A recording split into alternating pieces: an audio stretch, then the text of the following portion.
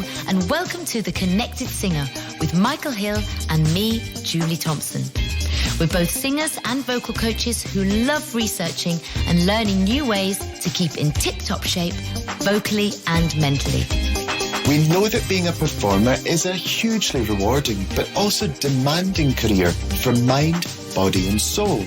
And we want to help you find the balance you need to keep going on your musical journey. Each week, we'll be speaking to performers, teachers and expert practitioners in a range of fields. From psychology to sports science to Reiki, who will share their knowledge and experiences to provide you with a toolkit of ways to keep well, beat performance anxiety, avoid burnout and get the most enjoyment out of the pursuit we all love, singing. The Connected Singer. Welcome everyone. We're really excited to share today's conversation with you. We really hope you enjoy it. It's with the wonderful Sabina Gutsell, who is involved in massage and integrative manual therapy, which is kind of new territory for the voice, for people involved in singing and performing. But it's really becoming a very big thing, particularly with people like West End performers who are doing 8 shows a week and experience lots of, groans and aches and pains in their bodies that can be relieved or even released by certain approaches that aren't necessarily connected to making sound. And I think it's fascinating what goes on beneath our skin and all these things like fascia in our body and how they work and can be released. And I think we're only just starting to scratch the surface with how that can give us a freer, more expressive voice. So Sabina obviously explains this in far more eloquent and interesting ways than I do. But it was a real eye-opener, wasn't it? Absolutely. I think this is a must for every singer to listen to. I mean, we want you to listen to all of our podcasts. But I think this really opened up my eyes to what could be causing some of the vocal issues that I've had in the past.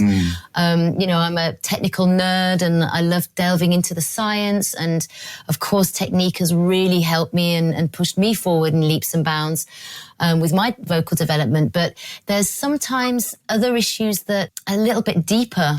And I think Sabina really explains what they could be or what the reasons behind some of the issues that I've had that I've not been able to remedy through technique, because we all tried to practice and have regular routines that are healthy for the voice. But sometimes there's just days or weeks where things just aren't working.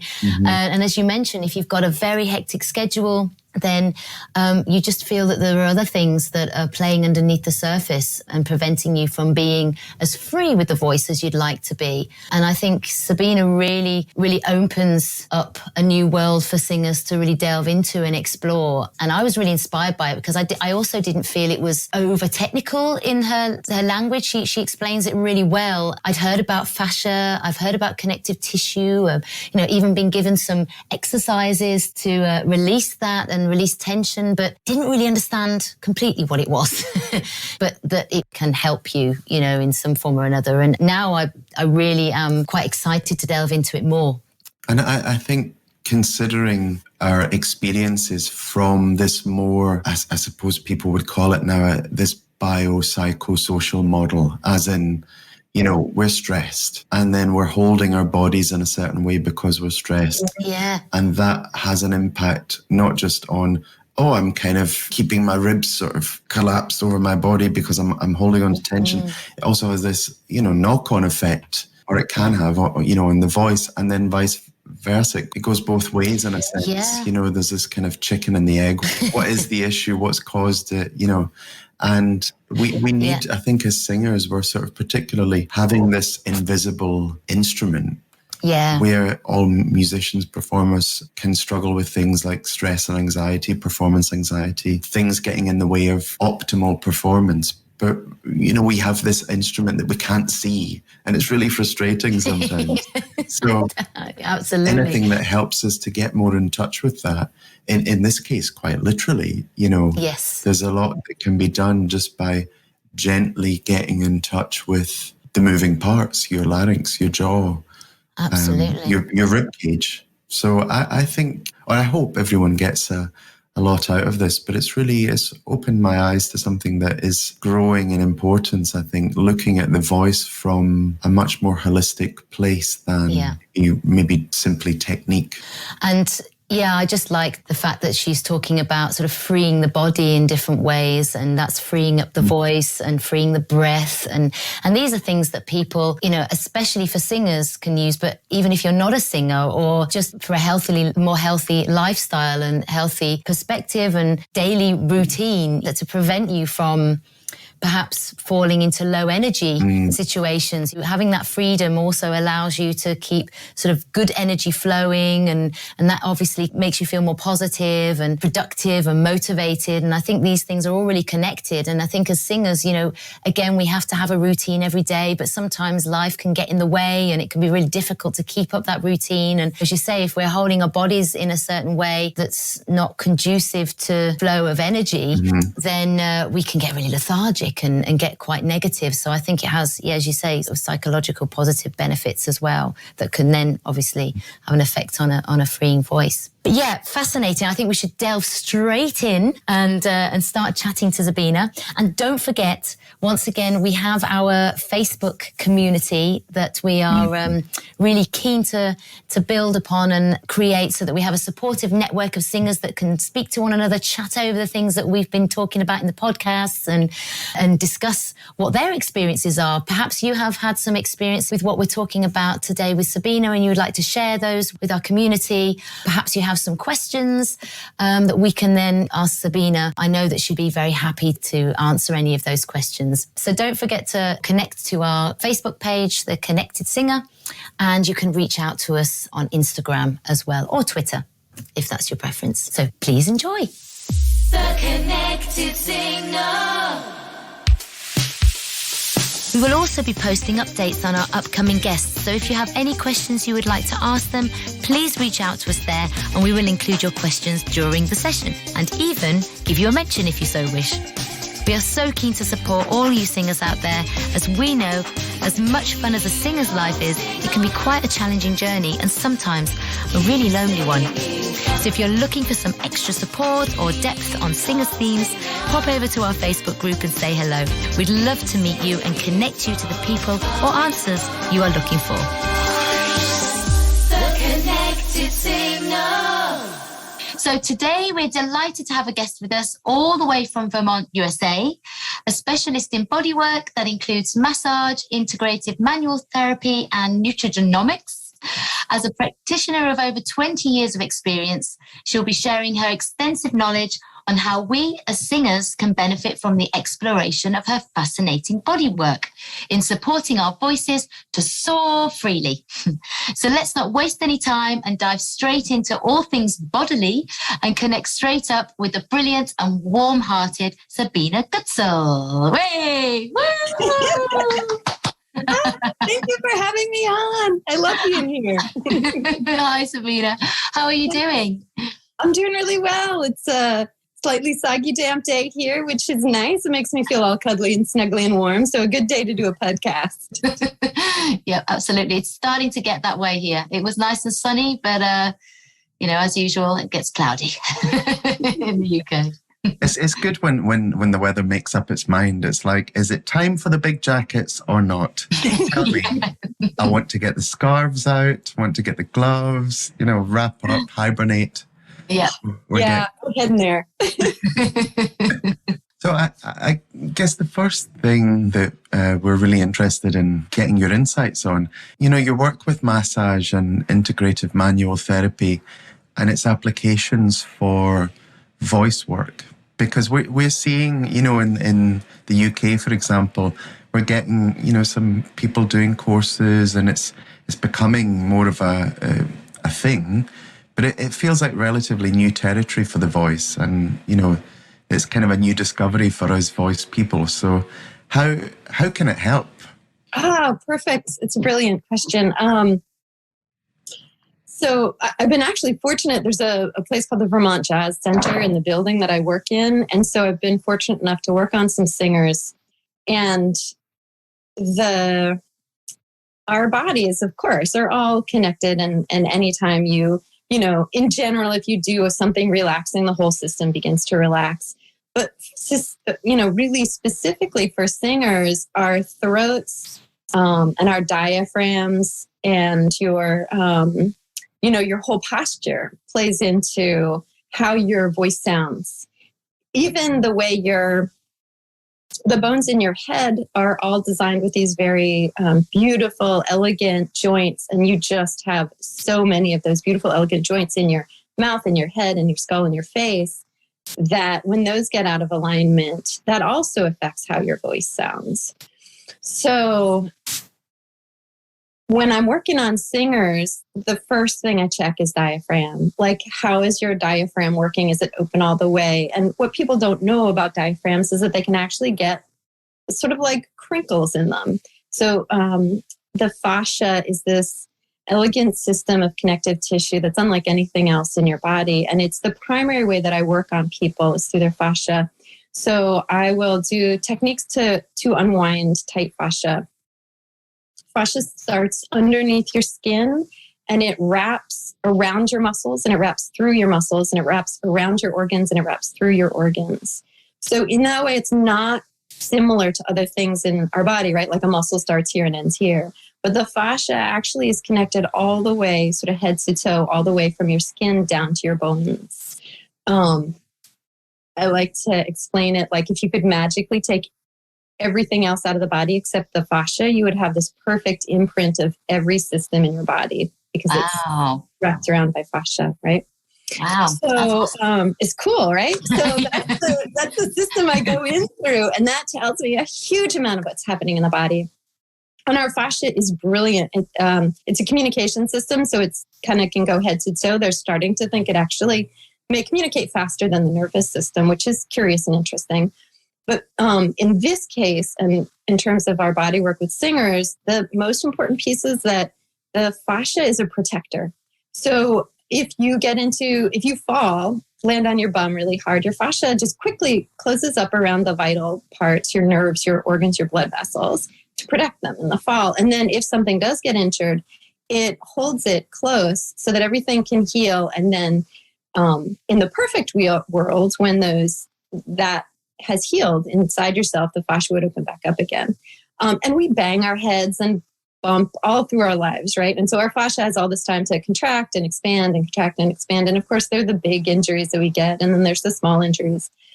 So what happens through life is that sometimes the fascia can't unwind for any particular reason. And as we get older, little parts of fascia that haven't unwound start sticking to other little parts of fascia that haven't unwound. So you can get these really interesting pulls all the way through your system. That can affect the diaphragm and the throat, which are sort of the big pieces, and even the spine, which are the big pieces that affect a singer. So when I check the diaphragm, I'll make sure that it's actually moving, opening, and closing beautifully with the breath. And usually there's a place or two that's just a little caught, so we'll expand open the diaphragm so that you can actually take these soft, big inhales. And people will, when we do that, people will say that it just feels easier to breathe. Like it's like there's a fan in the background and then it suddenly turns off and you didn't notice the fan and now you're like, oh my God, it's not there. It's like that with breathing. Suddenly you're like, oh, I can breathe. Wow, how much air I can hold. Exactly. That long note. Yeah. So I'll work on that piece. And then I'll also usually work around the lungs themselves because, of course, all this fascia can hold on and protect the lungs and the rib cage because we're banging and bouncing off of things, like I said, it'll start even in childhood, And so I'll decompress all that tissue, the muscles, and open up the joints. And the Integrative Manual Therapy has all these beautiful techniques to do that for people. And then I'll work my way up into the throat. And the throat is an astonishingly complex part of our body. Really amazing. I mean, I hope you guys do a little bit of study. I don't know if singers study the physics of their body. Yeah, it's just incredible, right? Yeah, it's quite important for our work these days to know what's going on. Sometimes it's not always important for the singer to know exactly, unless they want to know, because they usually want tools. It's a bit like your work. Someone comes to you for you to work on them, and they don't need to know the integral parts, but you do. and it's the same for us. We just get nerdy about it anyway, don't we, Michael? But yeah, you're right. It's fascinating. Yeah. Yeah. And I feel like the more you guys study your own vocal cords, the more imaging you can have as you're singing. And I'm sure you guys, do you use a lot of imaging in your practice? Yeah, loads. There are people that really respond mostly to images. So you'll get people that they need that in order to be able to perhaps create a certain sound. Sometimes you give sound examples and someone will respond really quickly to that, and they'll be able to make the similar sound. But others, they just need to have visual images. And usually you can start them off with an image and then they'll start creating their own, because of course they're individuals. So they will respond even better to that. But we always get them to sort of refer back to that if they want to reproduce that sound when they're practicing. So it's really important. So yeah, as you say, the more you're aware of it and know what's going on, sometimes that can really help. Yeah. Absolutely. I remember a friend of mine telling me that she had a spell where she was convinced that, she had this constant lump in the throat sensation, which is called globus hystericus, which I think is quite funny. Hysterical globule in your throat. But it was really bothering her, and she went to an ENT doctor to get the scope. And then when she saw the visuals that her vocal cords were nice and white and clear and everything looked fine, it disappeared. Mm-hmm. So she was kind of like, oh, okay, just seeing it was the proof that there was nothing to worry about. And that actually makes me think of something I was going to ask you. Hopefully I'm not going off on a total tangent. But no. We were always told, there are little receptors in different parts of our vocal tract, but the vocal cords themselves, we can't sort of directly feel or do anything to them. It was always the kind of perceived wisdom. But through the work that you do you feel like you can indirectly or even directly get to them in a sense? Oh, yeah. There's muscle in the vocal folds, there's ligament, there's membrane, there's all sorts of things there. Yeah, absolutely. I do work all the way up and down the throat. And I'll before today is over, I'll give you guys some techniques that you can use on your own body. I'm excited already. Yeah, absolutely. And it's not direct, of course, because you can't totally get in there, but you have this beautiful, wow, my brain just emptied, cartilage, in the front of your throat that you can work through, and all these muscles on either side. And even I actually think it's really even important to do releases underneath the tongue, because the way the tongue goes back to the epiglottis, goes into the, system that's holding the vocal cords, like the whole thing is connected. So you can really release up and down all around the vocal cords. And that makes a big difference in people's ability to be free, and singers' ability to be free and to make the sounds that they want to make with more ease. Mm-hmm. Yeah. I guess also with the larynx, moving, it's got to move freely. And sometimes people are having difficulty getting those high notes, especially if there's muscle tension. Yeah. And also tangent. But key tangent is posture. Because what happens for almost everybody I know, myself included, is we curl our shoulders forward, which puts this huge strain on your neck. As I'm doing right now. Oops. Yeah, me too. And I've just suddenly changed my and when we do that, it pushes the middle of our neck forward, and then we have to lift our heads up, which pushes the back of our neck sort of back a little bit, and we tend to shear our vertebra right there, kind of mid-neck. Yeah. And that pushes forward on all of this beautiful soft tissue in front of it. So that's one of those causative factors, like beautiful posture is actually really important, not just when you're singing, but to maintain that posture is really important for singers to keep and ensure that open space for your throat so that things don't get tightened down.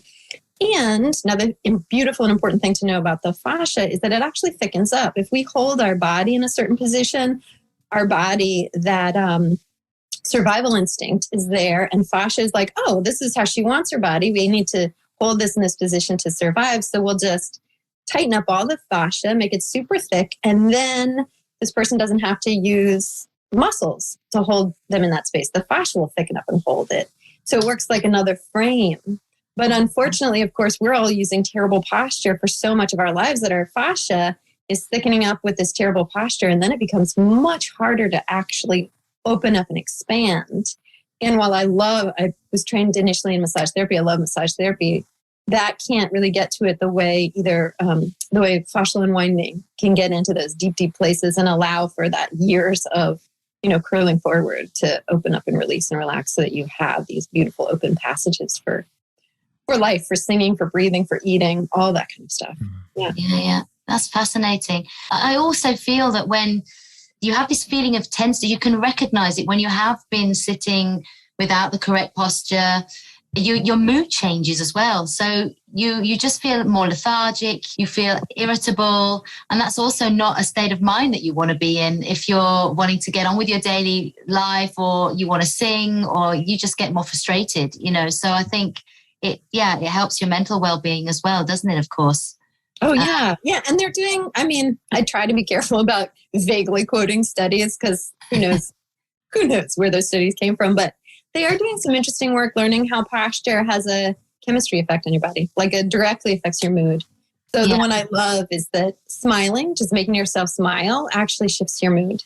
Like you can force a shift in your mood. And we're all smiling now. Yeah.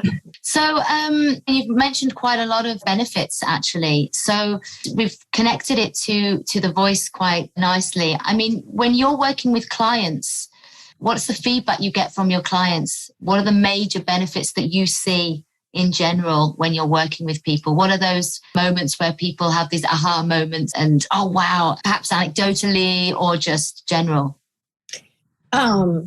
Yeah, let's think. So in general, people tend to find a lot more freedom. I have a lot of people saying that they just feel taller when they leave. Anecdotally, some people really tell me that they feel like it boosts their immune system because along with the when you unwind the fascia, it also opens up the lymphatic system, and then with Integrative Manual Therapy, we can deepen that opening up of the lymph system, so the whole body starts really draining. But taller, easier. Breathing, that's a big one. Breathing often feels much easier, more graceful. It's much easier to have your shoulders back, have your skeletal alignment happening. And then for most people, it's so specific, like each one of us, it's so very specific about how we feel inside of our bodies. Yeah, I would say mostly it's sort of like a referencing to that fan being on in the background. And when the fan's off, you suddenly feel so much more at ease because there's something not there as opposed to something. Yeah. So what do you think that it would really help with confidence issues? So for singers who are going on stage, if they were to have this therapy regularly, in order to help be shown how they could improve, do you think that would also give them confidence and perhaps even help them with issues like performance anxiety? Oh, yeah, absolutely. Absolutely. And in part because, so along with the soft tissue and opening up, like, you have all these beautiful muscles underneath your chin and up into your tongue and also the joints in your mouth, and the roof of your mouth has this joint and you open and expand that if it's compressed. And what happens for singers is that it's easier for them to make sounds. Like they don't have to put as much effort into this making the sound itself because they're not compensating for compressed tissue or compressed joints. So now it's just more graceful. And I think most of us feel a lot easier when we're like, yeah, I have more confidence because this is just straight up easier. And also one of the beautiful things of it being a physical issue when they find, because not everything is physical, some is practice. But when you realize like, oh, I was struggling that hard and it wasn't my effort. It wasn't the work I was putting in. It was actually a structure needed to get released. And that also builds the confidence of like, oh, yeah, I'm amazing. I've been doing all this hard work. I just needed a little release, and that was what it thinks of. Yeah. Yeah, I guess because it does get frustrating. I know what it's like as a singer. You're doing all the technical things that you should do. You've got all this knowledge. You've also, some days you sound great and other days you don't. And you're thinking, why is this? There seems to be this extra element that we don't have any awareness of or knowledge of that seems to have quite a lot of power over us. And as you say, it dictates how your day goes. It dictates how you feel on that day. And that could be a day where you've got to go on stage, or you've got an audition, or you've got a really important interview or gig or recording session, and you're thinking, why? Yesterday I was training, I was practicing, and my voice was sounding amazing. Today, it's not. Why is that? I mean, usually when you've got a good technique, then the off days are definitely better than they would be if you had no technique. That's for sure. But there are some days where you just don't really quite know why that is, and we do know that obviously there can be some perhaps mindfulness or some psychological reasons, if for want of a better word, but, or emotional issues that could be affecting you. But, if you genuinely thought you felt quite confident and there's been something that comes and goes and you're not quite sure if, why, it's really interesting to find that maybe that this is something that they could also explore. Yeah. Oh yeah, absolutely.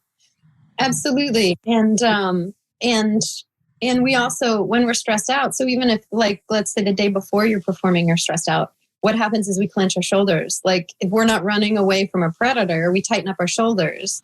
So if you've spent the day before tightening up your shoulders, you've changed all the tissue subtly in your throat. And maybe, the person who's not a singer is not going to notice the difference in their voice, but a singer would notice. So yeah, make sure. Yeah, sorry, go ahead. No, I was just going to say that's really interesting, because some of us, we might have a ritual where we say, okay, I don't do any practice the day before because that's going to be my day of rest. And actually, if you do spend a day of actually being in the wrong posture or worrying about and really focusing on trying not to be worried, then you could be creating this tension, as you say, a day before that, then actually has a worse effect. Absolutely. Yeah. And in that vein, which is, I often give my clients these two little tips just right here is, so smiling, the one we did before, can if you're stressed out, just make yourself smile. And that'll shift things. And the other is to use wide angle vision. So as predators, this is just like how we're designed. When we focus in on something, it sets our sympathetic system. It just turns it on. So unfortunately, that also includes reading or watching TV or whatever. We have this beautiful full scope of vision, most of us. So when you let your eyes be really soft and really wide, and you put your hands next to your face and you kind of wiggle your fingers and see how far back your vision goes. When you do that, when you do wide angle vision like that, it's another forced switch. So you go from sympathetic to parasympathetic. So that's another trick to make yourself, if you're tensed and you can't think your way out of it and you can't make yourself relax with deep breathing or other techniques, you can do wide angle vision and you can do smiling. Yeah, that just literally make your body start doing different things. Wow. Could you just explain those terms, parasympathetic and sympathetic, for our listeners? Oh, yeah. Okay, sure. Absolutely. So our nervous system has kind of two modes. And of course, there's ranges of those two modes. But the sympathetic is fight or flight. So you're either attacking or being attacked. And then parasympathetic is the relaxed, calm place. Now, we should be spending 99% of our lives in parasympathetic. That's how we're designed as predators. Yeah. And just this fraction of our life should be focused in on sympathetic. But of course, that's just not how we've made life. No, it's quite the reverse, actually. And there's a really fun game I like to play because it makes my brain hurt so much. Be in there, really focus on your fingertips, and then try to get stressed out. Think about something that would normally super stress you out. Oh, good try that.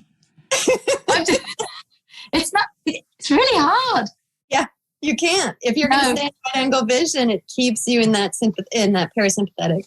Wow. Yeah, love it. I think that's such an excellent tool, because I think this is something, I've experienced it, and I'm sure hopefully I'm not the only one, but some of the things that we know physiologically that work, quote unquote, like slow breathing or extending your exhalations, which tends to slow the heart rate down. People will do that before they go on stage, but some people find that they do it for a bit, they feel slightly calmer, and as soon as they stop, everything speeds up again. So they just think, oh, it's never going to go away. So having a tool that, as you say, doesn't require that exercise, just making your vision wider, I think that's a really fascinating thing to explore. Yeah. It's like you've got more tools in the toolbox in case tool A stops working and, I don't have anything else now. I can't just keep breathing. I'm hyperventilating. What am I going to do? Yeah, because that's my own personal whatever. It's breathing exercises to calm me down never work. I just stop breathing or I start like thinking crazy things, and then my breath gets really peculiar even though I'm slowly, it's like a choke down slow breathe. So yeah. I've reached out to find other methods that don't involve breathing. Oh, fantastic. You were talking, explaining fascia really beautifully, and it is in the voice world. It's still relatively new territory. I think in the world in general, it's new territory because people didn't realize they had this material in them. And one of the things I was told about not long ago was that in research they've only just really discovered this interstitium, this whole fluid network, around the body, and that it kind of ties up with Eastern ideas of chi and, or meridians. And so quite a lot of the stuff and I guess the more we do this podcast as well, Julie, the more we're sort of like, okay, you have to open up the mind further and further and further, because, many of the things that before might have been considered a bit out there, for want of a better phrase, they line up quite nicely with these ideas. And I just wondered, what kind of new things you've learned about the body, in recent years, because I guess it must be constantly a process of discovery, and that's what keeps it interesting. Yeah. Wow. That's a great jumping off point. Stop me if you need to, because I'll just keep going. Yeah. So one of the things that I found most fascinating is that all of our organs have a rhythm. And so one of the things that I'm really interested in is, so when I touch the body, I can get a feeling for things that are happening all over the body, right? Because that connective tissue is touched into everything, and everything is in motion, which means that your whole body rhythm, your organs are working in motion, your bones are actually have a rhythm that they move in. This is one of my favorite things. Our face has a ton of little bitty bones that rock in and out and up and down on each other. And that rocking, of course, goes into our skull at large, where there's bigger bones that are opening and closing, and like our front bones are opening and closing. So that rhythm of bones and in our head is what pumps our cerebrospinal fluid through our brain and central nervous system all the way down our spinal cord and then back up. So that has its own rhythm. So there are individual rhythms in here with the bones, and then a grander rhythm. And that's true also of the nervous system. There's actually a soft rhythm between your hemispheres of your brain, kind of going back and forth.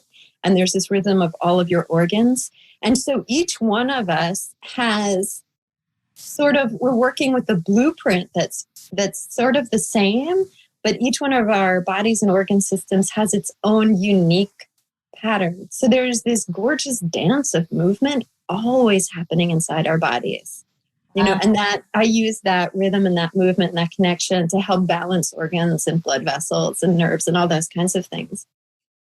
And I think, and I've been curious, it's opened up my curiosity to, does that internal rhythm line some people better up with music, with dance, with rhythm? And line other people up with different interests. Like, I think it must. I mean, that's just a curiosity that I'm working with these days, because the more I learn about the body, the more I think there is this incredible system that we never even think about, or multiple systems that that line us up to be passionate about certain things and not at all interested in other things. You know? Yeah, that's really interesting, because we do tap into vibrations, and we do get emotionally affected by certain vibrations. And as you say, we listen to music. Each one of us has different experiences. You know, listening to one piece of music might not stir up the same emotions in somebody else. It might not even trigger anything. And I know that could be connected to maybe sort of when you're a child and memories and things like that. But sometimes it's just music you listen to, that just the vibration or the harmony that just really lifting for you, or you feel really connected to. And yeah, I know that some music really does that to me, and other music really just doesn't, you know. So it's a really interesting concept that could also play a big part of it. And would it explain why? Fascinating. Yeah. And next question for me as you're talking is like, do those vibrations of that music that you're interested in, do they actually have a balancing, healing effect on our bodies? Because our bodies use pleasure as a way to say, this is what's good for us. I mean, if we're not talking about like cane sugar and things like that, but in the non sort of stimulus version of life, pleasure is what is healthy for us, and pain is where we need to adjust. So I'm curious now that you've brought that up, like, is the pleasure of that kind of music a vibration that we need almost to massage an aspect of our beings? Like maybe it changes the way our heart works. Maybe our liver has a little kink in it, and that particular vibration of that particular music opens it up. I'd be curious. Yeah, it could be that you may have a particular area that really, resonates to that, because it or responds to it because it's calling out for it, if you like. It's kind of, that's what I need right now. You know, my liver needs that kind of vibration or whatever. And that's why it's resonating with me at that point. Wow, I'm loving this. This is fascinating.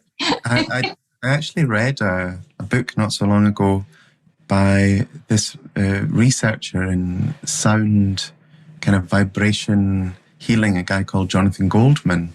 And he had all these ideas of, and explaining all the physics of it, which gets very complex actually, but you know, of why certain vibrations or pitches are healing to certain parts of the body. And that seems to also be a direction that research is going in. And I sort of wonder, you know, do you think in general people are maybe not moving away from, I suppose, our Western ideas of medicine, because it's, of course, hugely important and valuable, but maybe combining things a bit more? You know, one of my friends who grew up with Chinese medicine, for example, she said, you know, you break your leg, go to your doctor. But if you want to check how your liver's doing, go to your alternative practitioner and find out. And there's this kind of synthesis that seems to be, I mean, at least I hear about more and more with people in their practice. I love that. And I agree. Like, you know, there's invaluable aspects of Western medicine. And like you say, for the fine tuning pieces, for the before you get sick pieces, you know, the Eastern and alternative medicines are a little more tuned into refining your health and well-being. Yeah, absolutely. And, you know, then to expand that farther, like looking at plants and plant medicine and the way way our bodies respond to that for health and vitality. You know, I'm always also, those are not like, I'm not certified in any of those things, but those are areas that I love learning more and more about, really diving deep into the understanding of like, this is how we evolved. Of course, this medicine has a particular way of working with us. And it's kind of like fascinating because we've sort of separated ourselves so much from, so another realm of my work to just, when I was younger, I studied tracking and wilderness awareness skills with this amazing guy in this country. And he's like one of the best trackers in this, in the States. And so he taught me a lot about the body and a lot about how we've sort of separated ourselves from the natural world and about how much we kind of crave that without realizing it. We crave a deeper connection to the planet that we're living on, partly. And he loved doing, you know, having some referencing, and some of the studies they were doing was referencing how our brains work when we're outside as opposed to indoors. and that our brain patterns actually open up and expand and become more active when we're surrounded by nature. And I believe, but I don't really know, that's when we use plant medicine to heal our bodies and to create more of a peak performance as opposed to a sort of middling level, like the high-end nutrients that we can get from different plants and the sort of refining, finessing pieces. I love just exploring more of that because I think it also helps us connect back to this planet that we live on, which is, of course, how we survive in the first place. Absolutely. Yeah. Well, it makes a lot of sense, doesn't it? I mean, we already know there are certain foods that we eat that are beneficial to our bodies. So, I think it's all connected. Like we've kind of gone off track a little bit. I think, we've designed food to speed up our life, really, haven't we? The processed food that we eat, it was made in order for our life to not focus on food. I think we're getting back to that. And I think perhaps the pandemic has made us appreciate that. Yeah, I think we tried to create foods that were just fast food, so that we could get on with other aspects of our life without realizing how important it is to take time to eat and spend time with people and to enjoy our food and perhaps grow our own potatoes. Which I tried tomatoes and they died this year. So I'm not giving my tomatoes the right nutrients. There's something I'm not doing, but there was actually a very interesting article in one of the newspapers I was reading earlier about, I think it's a researcher at Berkeley, don't quote me on that, but this person was recommending that we need to experience awe more often. So walks in nature with, wonderful views and what it does to the mind body. And, I guess just what we were talking about, getting closer to nature and understanding, what we see and what we put in our bodies. And, of course, the disclaimer, like in the medical adverts, always consult your medical professional. There's always this kind of, we have to take the correct advice and do what's good for us. But there does seem to be more of this focus now as time goes on, especially after we've all been, we've experienced a global pandemic and been, inside a lot, and just reconnecting with what's around us seems to be very important. And I managed to go to the Chelsea Flower Show in London this year, which of course almost didn't happen because of the pandemic. So it happened in the autumn and the fall instead of in spring. But a lot of the displays were about, the healing power of plants and posing questions like, what if we're missing out on, amazing answers to problems or health problems because we've dismissed or not explored some area of, research into plants? Or what if there's some answer in indigenous medicine that we don't know about, because we kind of go about our days with our sort of filtered lens of the world. And it's one of these things that it's another rabbit hole to dive down because it's so fascinating, The Connected Signal. If you're interested in exploring Sabina's work in more detail, check out her website at catalysthealing.org. There are some introductory books on fascia available if you'd like to dig deeper into this fascinating, or should I dare to say, fasciating world. We found Moving Stretch by stretching trainer and acupuncturist Susanna Wilde, and Free Your Fascia by chiropractic doctor Daniel Fenster. Sabina has created her very own fascial wellness recipe, which she's kindly allowed us to share on the Connected Singer Facebook group. It should be said, though, that the information shared by Sabina is for educational purposes only, and it's not a substitute for professional medical advice. So, if you are seeking medical advice, diagnosis or treatment, consult a relevant healthcare professional, such as your GP, chiropractor or osteopath. Sabina's exercises are very gentle and, if done correctly, should not cause any discomfort, but we can't see what you're doing through the airwaves, so we can't be liable for any risks or issues associated with these exercises. You could always contact Sabina herself through her site for some detailed guidance. Yes, she certainly has a wealth of knowledge and experience. So let's drop straight back into the conversation where we actually get the chance to try out these exercises with her expert guidance. Yeah, Sabina, if you've worked with some singers, were there a couple of singers that had similar problems or issues, or were they very different issues? So I love to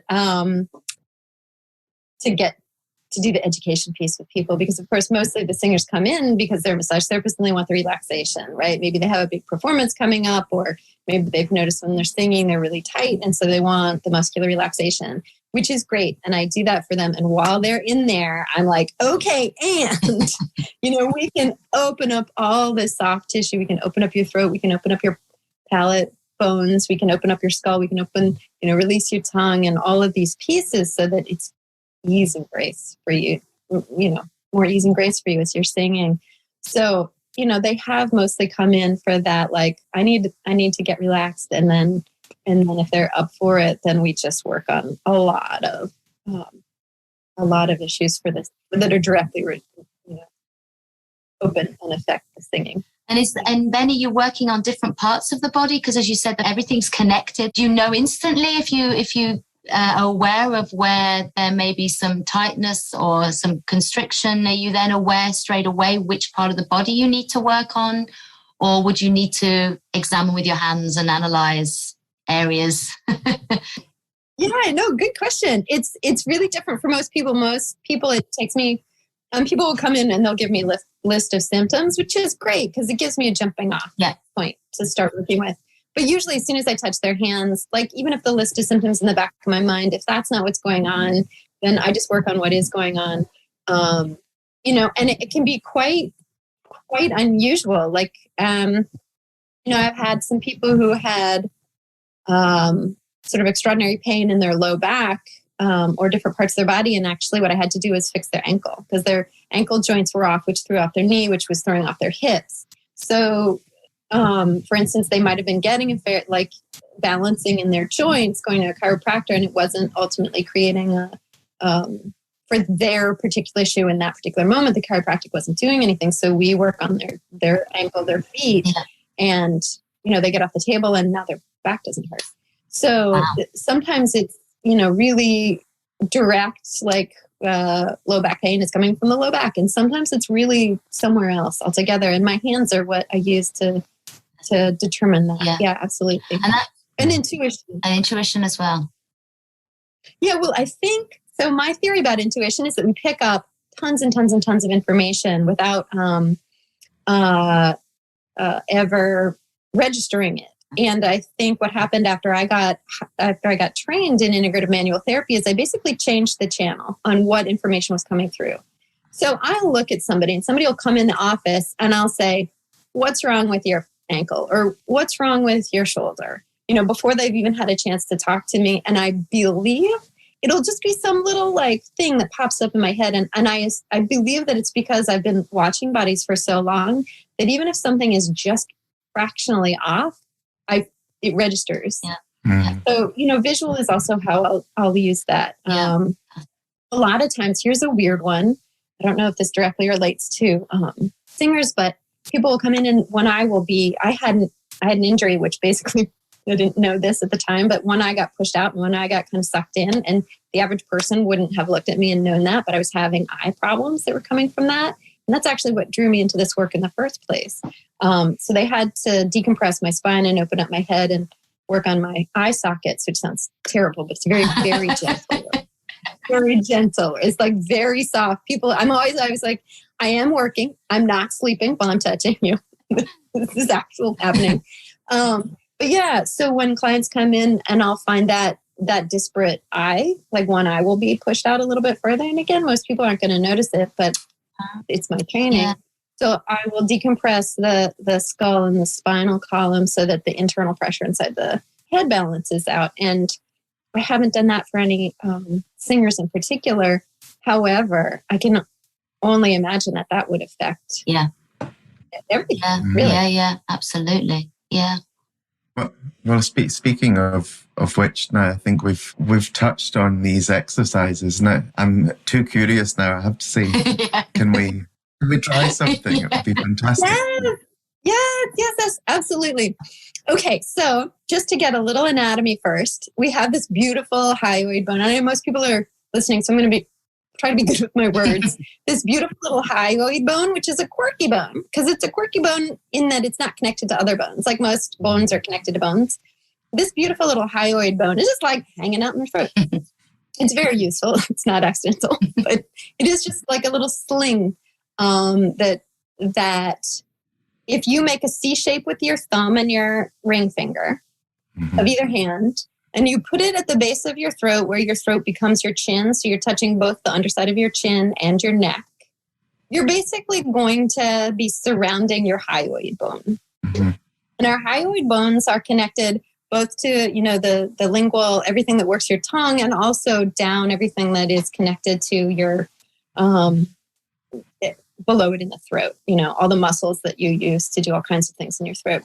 So you just very, very gently and softly, you're not putting any pressure, you're just touching that part of your body right in there. And what you want to do is put on 3 directions of movement, 3 directions of, it's almost like, it's so soft. It's like, we say that it's like 5 grams of pressure, which in the States is like the weight of a nickel. But you guys don't use nickels, so I'm not sure what it's So it's like 5 grams. It's very, very little pressure. It's almost like you're just using your imagination to create these 3 directions of movement that we're going to do. So the first and easiest is you just sort of imagine lifting up and then imagine dropping your hand down. And one of those is going to feel a little bit easier than the other. So either lifting up into your throat is going to feel easier, or dropping down is going to feel a little easier. For me, in this case, it's lifting up. So I'm just going to lift up the tiniest bit with the pressure of that C. Now I'm going to rotate it like my hand is on a record, right? And rotating to the left and rotating to the right. So I've lifted up, and now I'm finding that when I rotate to the left, it's a little easier than when I rotate to the right. So now I'm lifting up and I'm rotating. And now we'll put on the 3rd direction. We always use 3 directions when we're working with fascia. So you can do it, imagine like your hands are a seesaw, like your finger and thumb are a seesaw. And you lift your thumb up a little, and then you bring your finger down, and then you bring your finger up and your thumb down. And one of those directions is going to be easier. All right. So can you feel that as we're doing it? Yeah. Yeah. So you can even, so the pressure is very soft. Your fingers are wide open, and you just hold that. And you want to hold that for a couple of minutes. And you'll start feeling like, when I do this hold, a lot of times I'll start feeling it in the base of my tongue and up through the top of my mouth. And then it'll start going down my throat. So for me, that's how the sensations go. And if you feel it or you don't feel it, it depends a lot on your own sensitivity. And the more you do this, the more you'll really feel the sensations for some people if they're not feeling them at the beginning. So what sensations would I feel? Okay, so it can be anything. For some people, it's like little sparks of feelings. They feel like electricity. For some people, it's like a sense of opening and expanding. But again, you want to have a really wide open, see? Yeah, and really, really soft. So you're not really pushing. You're just touching. Yeah. And the softer, this is very not intuitive. The softer your pressure is, the less movement you use on those 3 directions, the more changes you're going to get. Because our fascia is there to protect us. So when we use pressure, the fascia is like, oh, I need to protect, and it stops. When we're really soft with it and we hold it in these 3 directions that it's just a little bit easier to go in, the body's like, oh, okay, we can unwind. Like, it's safe. We can unwind this tissue. Yeah. So you're doing this very soft. So for myself, when I feel it, it almost feels like a temperature difference in different places. Like the top of my mouth will start feeling warm. my throat will start feeling like a little buzz in it. And for some people, it just feels like open, like a sense of more space. And you have to hold it for a little while because the fascia just takes time to unwind. Yeah. It's not an instant process. It's like, oh, okay, we can go. And the interesting thing is the longer you hold those, let's say it was a tiny bit up, and I mean a tiny bit, just a fraction up, a fraction to the side, and a fraction of a twist, just the tiniest movements. And you hold that, the longer you hold it, the more it'll unwind. Actually, like if I was just going to do this, I would do it in the evening. Like I would prop my arm up right before I was going to bed, like so that my hand was really comfortable. So I didn't shift my hand because you don't want to shift your hand from that position. And then I would just get very relaxed and I would focus all of my attention in on the sensations of my hand touching this place where the chin and the throat. Well, I feel it actually is in my head, tingly. It's like tingly. Yeah. Mm-hmm. And what that will do is that will open up the hole.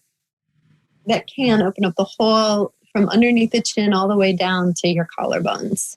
It can also wrap around the back, which is probably why you're feeling a release up your skull, because of course the fascia goes up that way. So you'll feel it where the fascia is unwinding the most. So in your case, it might be that you have tension, you store tension in your forehead. And so as it unwinds and unwinds and unwinds, it'll start releasing in here. Wow. I'll also feel a coolness in my inner ears when I do that. I was just going to say I can feel my ears, and I thought I was going mad. No. And for singers, how important is that? Yeah. You must have those open ears. What's really weird is I'm moving my neck now, and it feels like it's on the right rails of the track.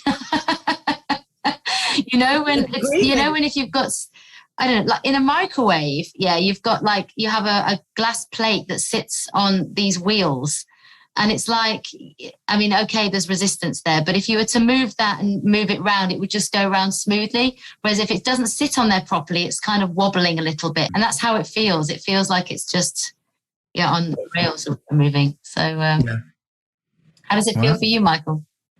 I think I think I can get what you mean, because when you were talking about it, I was thinking of, one of those Lazy Susan things that you use to share food around a table. Yeah. The way that they sort of rotate round. I had that sense. The knock-on effects for me were more connected to feeling my tongue and then up towards my ears, which was quite interesting because I guess it demonstrates the way that all of this fascia is all intertwined and connecting and, hardening and softening in different places. So it's pretty fascinating to think that you can just hang out here for 2 minutes and you'll feel something elsewhere. It's so cool, right? Yeah. I just felt something go up at the back of my tongue as well. That was interesting. That was ace. Wow. Yeah, thank you. That was... I'll have I'll work on somebody's shoulder and they'll be like, oh, I feel it in my knee. Because that fascia, like you were saying, Michael, it really goes, and it's so unique for each person. Yeah. It's never going to be exactly the same for any two people, because we've just lived differently. Yeah, absolutely. Yeah. Wow, cool. I'm going to be doing that every single evening now. It's my night ritual. Awesome. And the longer you practice it, the less you'll need to do it, because some of that is very old and you won't rebuild it. And some of it is daily stresses and you will. Right. Yeah. Amazing. Cool. Yeah. All right. You guys are great demonstrators. The Connected Signal. The second exercise Sabina is going to share with us is absolutely brilliant, but a little bit more difficult to follow with audio only. Therefore, as we didn't want you to miss out and wanted you to get the most out of the exercise, we've posted a short clip of us all demonstrating the Facebook group, funny faces included. So please join us there for more detailed guidance, and the link can be found in the episode's info below. And I'd love to know if you also heard a difference in my voice after the exercise, or even one in your own. So feel free to post a comment, as we'd love to hear from you. The Connected Signal. Okay, so the next one, which I decided to get into a little bit because so many of us are still wearing masks. And what I've noticed is that for myself and my clients, we're all just clenching like crazy when we wear masks. It's an accidental thing, right? But we don't open our mouths the same way because we're afraid to like pop out of so unconsciously we're just like, gritting our teeth and clenching our throats and everything. So the next one I thought would be really nice to do is it's very similar. The technique is very similar, but the hand placement is a little different, and you're going to use both of your hands instead of just one hand. Yeah. And so you're going to want to put the palms of your hands together, kind of below your chin. So just so that open your mouth, open and close your mouth so that you can find the jaw. And you want to be on the jaw, not the joint of the jaw. So just below the joint. So when you open and close your mouth, you'll feel like those muscles working. And you just want to be kind of a little bit below a little below, like right kind of at earlobe level for me. Everybody's earlobes are a little different, but so just on the bone. And the reason you want to be just on the bone is that you actually want to release the joint. And so it's nice to be below the joint when you're doing this particular technique. And so you can let the rest of your fingers sort of settle in a comfortable place along the bone itself. You know, our jaw is this gorgeous and interesting horseshoe shape. And then it's like empty in here, which I think, side note, is hilarious. If you push underneath your chin, you can feel it under your tongue. Like there's something about that cracks me up. But so here, right? Yeah. So you put your fingers just gently along the base of your jaw, and you're going to do those 3 movements again. Right. So the first one that I'd love for you guys to try is to just using both hands simultaneously. And again, it's almost like you're imagining using the pressure rather than actually using pressure.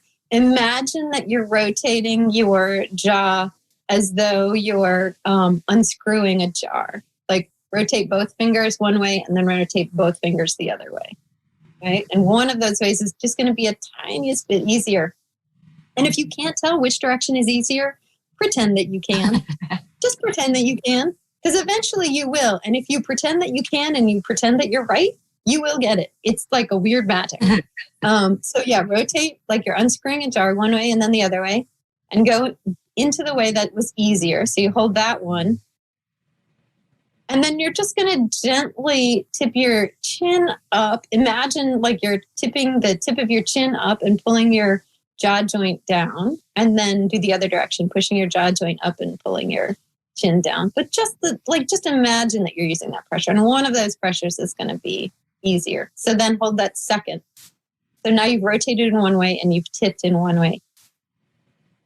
And then just imagine sliding both sides of the jaw to the left and then both sides of the jaw simultaneously to the right. And one of those directions is going to be a little fascial hold. And then you just hang out there until you start feeling that system unwind and soften. And that's going to unwind not only the fascia in your face, but also very specifically those jaw joints. So you will actually get a little better.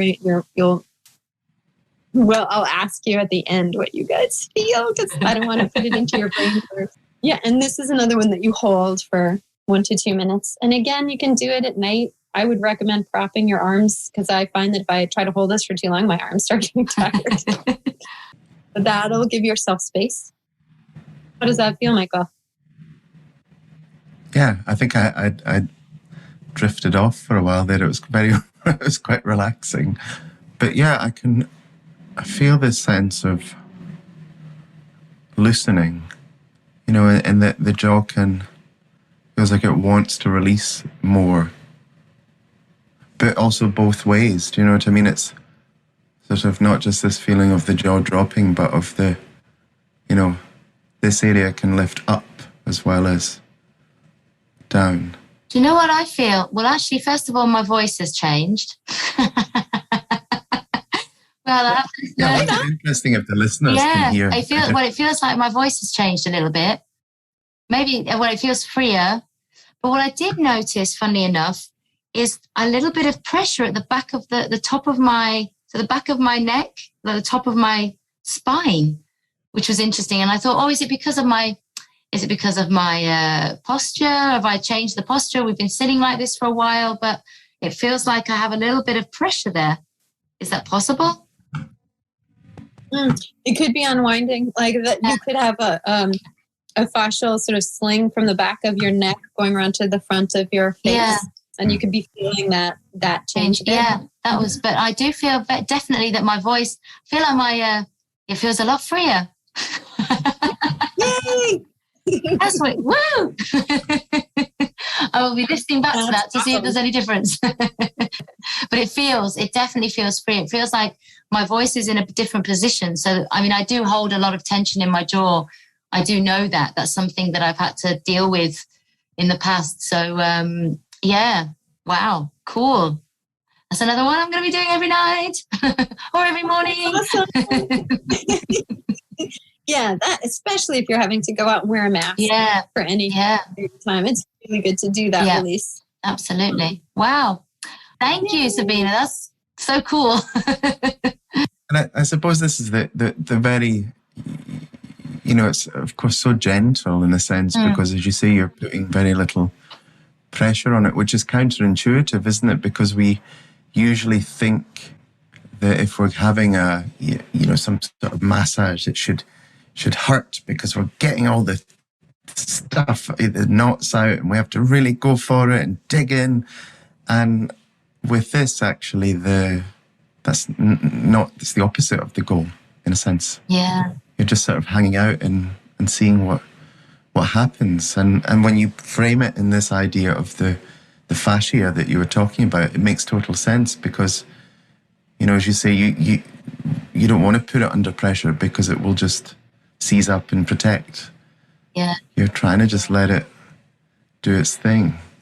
When I started my massage work, I was queen of deep massage. I just got in there, and if I got a massage and I didn't feel bruised the next day, it was like not enough. And then I started working with professional musicians, and I couldn't get them I could get them to a certain place, but I could never get them back. So 8 hours a day of practicing, they came in with the same issues every time, and I just thought there has to be a way to get deeper into healing.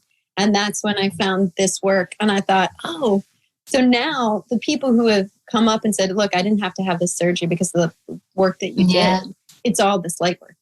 It just is more effective and hard to express because, as you said, Michael, we're all trained to believe that, like, if it's not deep, it's not happening, Yeah. Yeah. I like to feel the pain coming, I need to feel that pain release. Reminds me a little bit of, do you know the work of Feldenkrais? It's slightly different, but similar in the fact that them doing very small movements. But just as you were talking about, only take the easiest movement. So the direction that was the easiest to you, take that rather than the one that isn't. And they're kind of moving parts of the body, but they're not pushing anything. They feel the resistance and then they wait until the resistance releases. And if it's not going to release, then, you have to wait, maybe work on another part of the body. So that's, it's very similar, but different. But yeah, I mean, that was beautifully put. I think actually both of you phrased that really well about the gentleness because the ease of movement is what creates the release because your body feels safe. Yeah. Like our body's much smarter than our brains are in terms of keeping us healthy. Yeah. We have not caught up. No. So, right? So trusting our bodies. And in my case, I trust other people's bodies. Like people will get on the table and they'll have said what's going on, but I just trust what their body shows me. Yeah. Beyond what I'm thinking. Like sometimes I'll come up with a little plan in my head before we go into the room to start working, and I'll just chuck the plan out if that's not what the body is talking about, is showing me.